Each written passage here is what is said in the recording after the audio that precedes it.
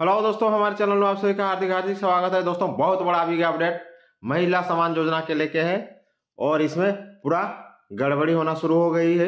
ये तो पहले से ही सर्वविदित था कि इसमें गड़बड़ी होगी, चूंकि इनकी राशि इतना बढ़ा दी गई है कि इसमें जो जोग नहीं वो भी इसका फायदा ले रहे हैं और इसको में पूरा घोटाला हो रहा है।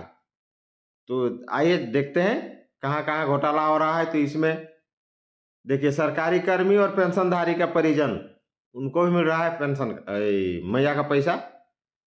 किसी किसी को तो दो दो जिला में पैसा मिल रहा है, खाता में आ रहा है डीबीटी के माध्यम से। कहीं कहीं इनकम टैक्स वाला के परिवार के घर में भी ये पैसा मिल रहा है।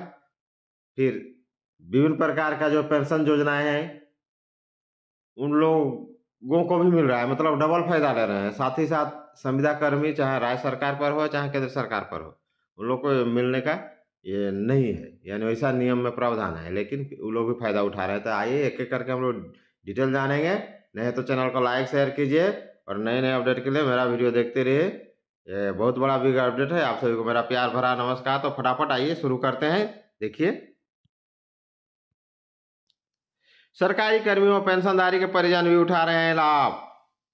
राज्य में मैया सम्मान योजना का लाभ अयोग्य महिलाएं भी ले रही हैं। राज्य सरकार की लगातार इससे संबंधित शिकायतें मिल रही हैं। पहले से सामाजिक सुरक्षा पेंशन का लाभ लेने वाले महिलाएं योग्य नहीं होने के बावजूद मैया सम्मान योजना के तहत सहायता राशि पा रही हैं। कई लाभुक ऐसे भी हैं जो एक से अधिक जिलों में और बैंक खातों में के माध्यम से योजना का दोहरा लाभ ले रहे हैं। केंद्रीय राज्य सरकार में संविदा मानदेय कर्मी योजना का लाभ लेने के पात्र नहीं है, बावजूद इस ऐसी महिलाएं भी योजना के तहत राशि ले रही हैं। वहाँ पारिवारिक पेंशन ले रहे कई सेवानिवृत्त सरकारी कर्मियों के परिजनों को भी मैया सम्मान का लाभ मिल रहा है।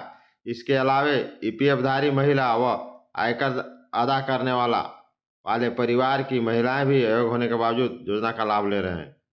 समाज कल्याण निदेशक समीरा एस ने सभी उपायुक्तों को इससे संबंधित पत्र लिखकर अयोग्य लाभुकों को चिन्हित कर कार्रवाई करने का निर्देश दिया है। उन्होंने कहा कि अयोग्य लाभुकों की वजह से योग्य महिलाओं को आच्छादन नहीं हो पाया है। उन्होंने अयोग्य लाभुकों की पहचान कर उनकी योजना के बारे बाहर करने का निर्देश दिया है। साथ ही उनसे राशि वसूली की भी प्रक्रिया करने का निर्देश दिया है। कई महिलाएं एक से अधिक जिलों में ले रही योजना का दोहरा लाभ, अयोग्य लाभुकों को चिन्हित कर कार्रवाई करने का निर्देश। दोस्तों, ये बहुत बड़ा बिग अपडेट है। देखिए, योजना का लाभ लेने के लिए निर्धारित है अर्हता। अभी तक इस तरह का योजना दिल्ली में भी शुरू हो गई, यानी 10 राज्य में, पूरे देश में 10 राज्य में इस तरह का योजना चल रहा है। शुरुआत हुआ बंगाल से, ममता ने लक्ष्मी योजना शुरुआत की है 1000 रुपये से। फिर उसके बाद छत्तीसगढ़, मध्य प्रदेश, उसके बाद आपका महाराष्ट्र जो हाल ही में हुआ, फिर झारखंड जो हाल ही में हुआ बम्फर जीत में, जो जो योजना लाया, हरियाणा, कर्नाटक, तमिलनाडु, हिमाचल प्रदेश और दिल्ली 10वां राज्य। अब अगला और एक राज्य इस करने जा रहा है, 11वां राज्य होगा, वो है बिहार। अब देखिएगा, उसके बारे में वीडियो आएगा, वहाँ भी ये इसी तरह का योजना आने वाला है। तो दोस्तों, ये बहुत बड़ा बिग अपडेट था, यानी पैसा जो है महिलाओं को जहाँ जहाँ पैसा मिल रहा है वहाँ वहाँ सरकार आ रही है। अब देखिए, योजना का लाभ लेने के लिए निर्धारित क्या है अर्हता। राज्य सरकार ने मैया सम्मान योजना का पात्र होने के लिए स्पष्ट अर्हता निर्धारित की है। योजना का लाभ लेने के लिए पहली अर्हता झारखंड का निवासी होना है।